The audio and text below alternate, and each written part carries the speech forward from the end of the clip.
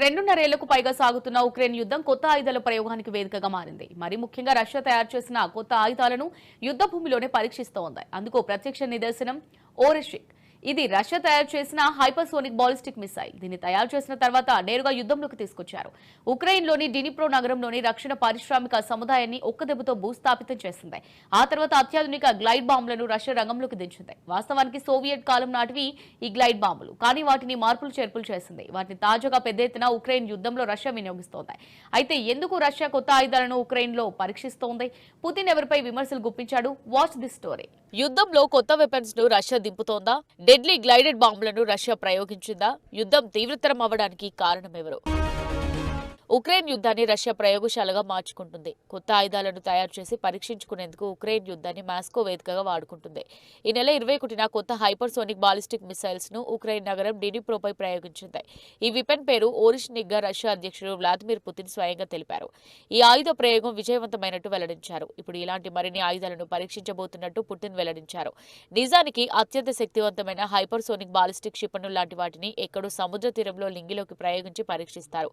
అది ఎంత దూరం వెళ్ళింది అనే అంశం ఆధారంగా అది విజయవంతమైనట్టు ప్రకటిస్తారు. కానీ పుతిన్ నేరుగా యుద్ధంలోనే అలాంటి ప్రయోగం చేశాడు. సో ఇప్పుడు మరిన్ని ఆయుధాలను ప్రయోగించబోతున్నట్టు రష్యా అధ్యక్షుడు చెప్పడంతో పశ్చిమ దేశాల భయాందోళన మొదలైంది. పుతిన్ ఎలాంటి ఆయుధాలను ప్రయోగించబోతున్నాడు? అవి దాడి చేస్తే ఎంత నష్టం వాటిల్లుతుంది? కొత్త ఆయుధం ప్రభావం యూరప్ పై ఉంటుందా అంటూ అమెరికా, యూరప్ దేశాలు ఆరాధిస్తున్నాయి. ఓరెష్నిక్ 2ను పుతిన్ రెడీ చేస్తున్నట్టు నివేదికలు వస్తున్నాయి. అది నిజమా కాదంటూ నిఘా వర్గాలు పరిశోధనలు చేస్తున్నాయి. విధ్వంసకర ఆయుధాలను ప్రయోగించి పరీక్షిస్తున్న పుతిన్ అందుకు కారణం పశ్చిమ దేశాలేనని ఆరోపిస్తున్నారు. యుద్ధాన్ని తీవ్రతరం చేయడంలోనే తాము కొత్త ఆయుధాలను రంగంలోకి దించాల్సి వస్తుందని రష్యా అధ్యక్షుడు స్పష్టం చేస్తున్నాడు. పశ్చిమ దేశాల తీరుతో యుద్ధం మరింతగా విస్తరిస్తుందని పుతిన్ హెచ్చరిస్తున్నాడు. నిజానికి యుద్ధం మళ్లీ తీవ్రమవడానికి కారణం అమెరికా మిత్ర దేశాలే. వారం క్రితం అమెరికా అధ్యక్షుడు జో బైడెన్ ఉక్రెయిన్ కు బంపర్ ఆఫర్ ఇచ్చాడు. రష్యా అంతర్భాగంలోకి లాంగ్ రేంజ్ మిస్సైళ్లతో దాడి చేసేందుకు ఉక్రెయిన్ కు గ్రీన్ సిగ్నల్ ఇచ్చాడు. ఆ తర్వాత మిగతా పశ్చిమ దేశాలు ఆ దేశాన్ని అనుసరించాయి. ఈ క్రమంలో లాంగ్ రేంజ్ మిస్సైళ్లతో రష్యా దాడికి ఉక్రెయిన్ కు ఫ్రాన్స్, యూకే ఓకే చెప్పేశాయి. దీంతో ఏమాత్రం ఆలస్యం చేయకుండా ఉక్రెయిన్ యాక్షన్లోకి దిగింది. కర్స్క్లోని భూగర్భ ఆయుధగారాన్ని లక్ష్యంగా చేసుకుని ఉక్రెయిన్ దాడి చేసింది. అందుకు పశ్చిమ దేశాల లాంగ్ రేంజ్ క్షిపణులను వినియోగించింది. అయితే ఉక్రెయిన్ కు పశ్చిమ దేశాలు ఇచ్చింది బంపర్ ఆఫరే, కానీ రష్యా పాలిట అది మరణ శాసనం. అందుకే పుతిన్ తీవ్రంగా స్పందించాడు. కొత్త హైపర్సోనిక్ మిసైల్తో దాడి చేశాడు. గతంలో ఎన్నడూ ఉపయోగించని డెడ్లీ ఆయుధం ఇది. దీన్నే ఓరెష్నిక్ అంటారు. ఈ ఓరెష్నిక్ ఆయుధాన్ని ఎవరూ అడ్డుకోలేరని పుతిన్ తేల్చి చెప్పేశాడు. 10 మాక్ స్పీడ్ తో దూసుకెళ్తుందని పుతిన్ స్పష్టం చేశాడు. 10 మాక్ స్పీడ్ అంటే సెకండ్కు 3 కిలోమీటర్ల వేగంతో దూసుకెళ్తుందని చెప్పారు. ఈ క్షిపణిని అమెరికా, యూరప్ కు చెందిన యాంటీ మిసైల్ వ్యవస్థలు అడ్డుకోవడం అసాధ్యమని పుతిన్ వివరించాడు. సింపుల్ గా చెప్పాలంటే ఈ మిసైల్ ధ్వని కంటే అత్యంత వేగంగా ప్రయాణిస్తుందన్నమాట. ప్రపంచంలోనే అత్యాధునిక గగనతల రక్షణ వ్యవస్థల కంటికి ఏమాత్రం చిక్కదు. దీన్ని అడ్డుకునే ఆయుధం లేదన్నమాట. ఈ విషయాన్ని పుతిన్ పదే పదే ఎత్తి చూపించాడు.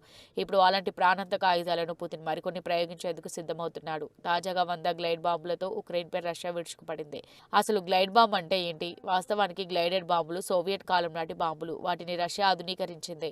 రష్యా ప్రత్యేకించి శాటిలైట్ నావిగేషన్ సిస్టమ్ను బాంబులను విమానం నుంచి ప్రయోగిస్తే అవి ఊరికి అలా కిందకు పడిపోవు. టార్గెట్ దిశగా దూసుకెళ్లి విధ్వంసం సృష్టిస్తాయి. ఒక్కో బాంబు 500 నుంచి 3000 కిలోల బరువు ఉంటుంది. అందుకే అవి అత్యంత శక్తివంతమైన ఆయుధాలుగా పేర్కొంటారు.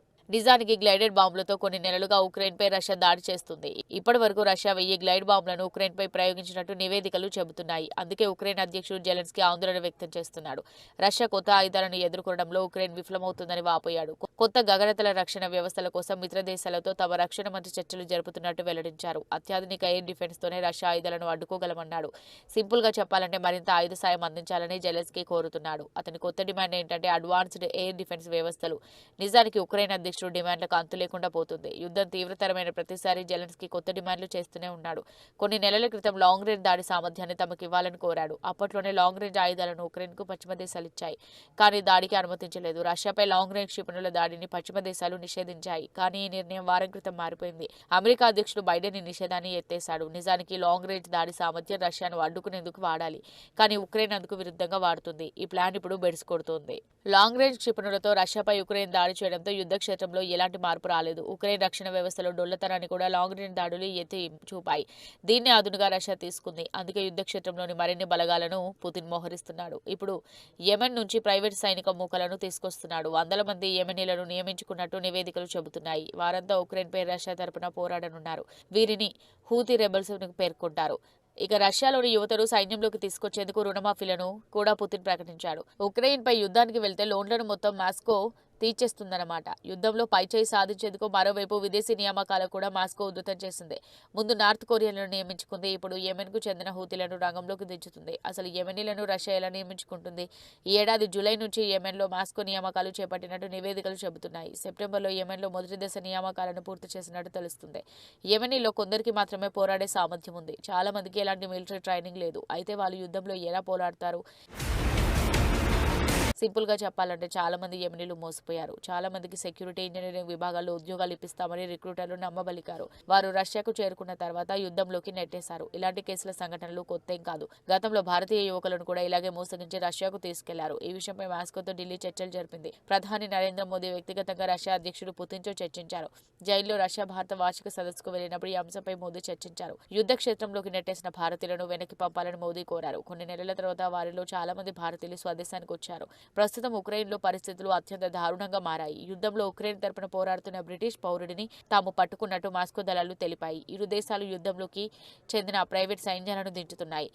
ఈ యుద్ధం ఎలాంటి పరిణామాలు దారితీస్తుందోనని సర్వత్రా ఆందోళన వ్యక్తమవుతుంది. ఇక యుద్ధంలో రెండు దేశాలకు అంతులేని నష్టాన్ని మిగులుస్తున్నాయి.